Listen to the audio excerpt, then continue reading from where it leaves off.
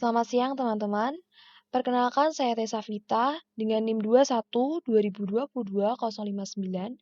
Kali ini saya akan mempresentasikan materi tentang bisnis market yang mencakup beberapa poin seperti apa itu bisnis market, perbedaan di antara bisnis market dengan customer market, hingga bagaimana dunia online mengubah pemasaran B2B.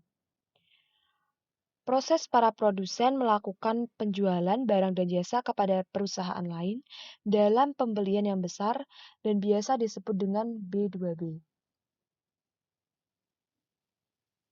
Selanjutnya, dapat dilihat dari sisi pembeli dan juga kuantitas pembelian. Dari sisi pembeli ini, customer market atau pembeli adalah masyarakat umum yang membeli untuk kebutuhan pribadi atau yang disebut dengan B2C. Kemudian untuk bisnis market, pembeliannya adalah perusahaan lain, biasa disebut dengan B2B. Barang yang dibeli akan dijual lagi dengan tujuan mendapatkan sebuah keuntungan. Kemudian jika dilihat dari sisi kuantitas pembelian, bisnis market ini memiliki lebih sedikit pembeli tetapi bisa membeli dalam jumlah yang besar. Sedangkan customer market memiliki populasi yang banyak tetapi membeli dalam jumlah yang kecil. Lanjut ke destination proses bisnis market.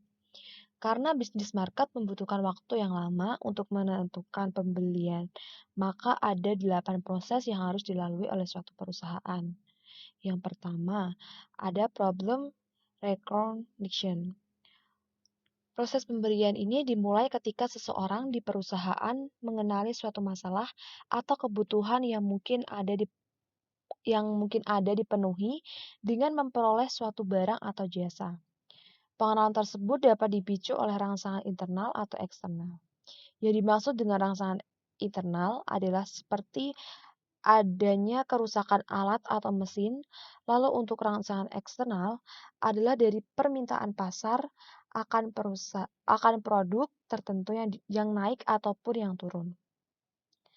Untuk yang kedua, ini ada need description. Selanjutnya pembeli menentukan ciri-ciri umum barang yang dibutuhkan dan jumlah yang dibutuhkan. Tujuannya di sini adalah untuk mengidentifikasi kebutuhan spesifik yang ingin dipenuhi perusahaan dan manfaat yang ingin diperoleh dari penawaran tersebut. Yang ketiga ada product specification. Organisasi pembeli sekarang mengembangkan spesifikasi teknis barang tersebut. Seringkali perusahaan akan menugaskan tim teknik analisis nilai produk untuk proyek tersebut. Spesifikasi yang ditulis secara ketat memungkinkan pembeli untuk menolak komponen yang terlalu mahal atau tidak memenuhi standar yang ditentukan. Pemasok dapat menggunakan analisis nilai produk sebagai alat untuk memposisikan diri. Pemasok dapat menggunakan analisis nilai produk sebagai alat untuk memposisikan diri mereka guna memenangkan persaingan. Apapun metodenya, pentingnya untuk menghilangkan biaya yang berlebihan. Berikutnya ada supplier search.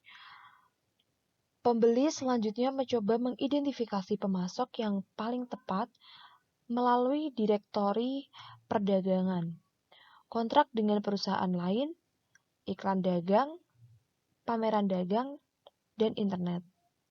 Peralihan ke pembeli online mempunyai dampak luas bagi pemasok dan akan mengubah bentuk pembelian di tahun-tahun mendatang.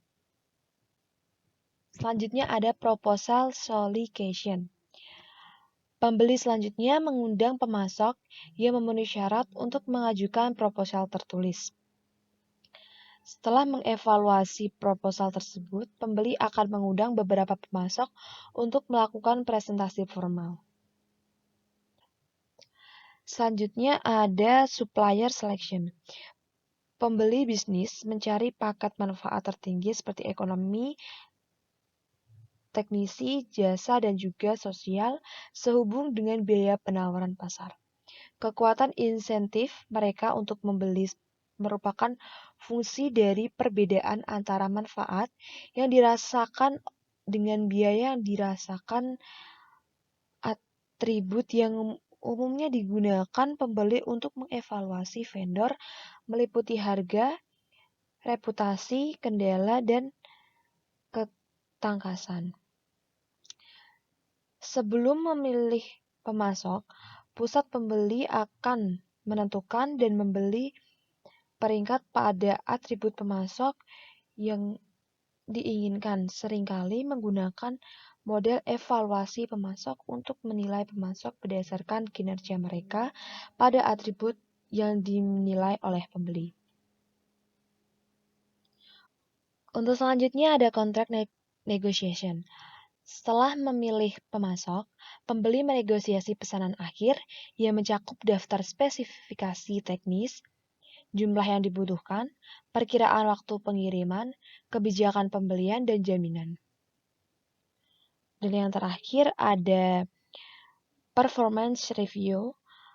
Pembeli secara berkala meninjau kinerja pemasok yang dipilih menggunakan salah satu dari 3 metode.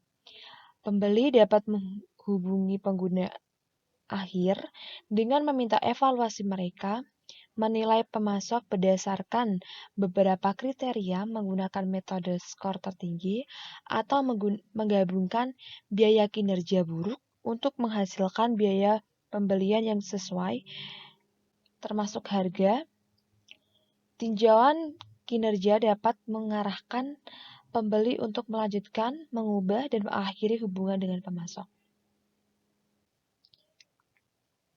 Bagaimana media online, seluler, dan sosial telah mengubah pemasaran B2B? Berikan contohnya. Sosial media untuk branding, iklan, dan support customer. Contoh nyatanya seperti Twitter. Sebagai mendapatkan feedback cepat dari pelanggan, lalu Facebook sebagai akses iklan langsung ke pengguna, dan biasanya LinkedIn sebagai alat branding yang sering dipakai di beberapa perusahaan. Sekian presentasi dari saya. Terima kasih.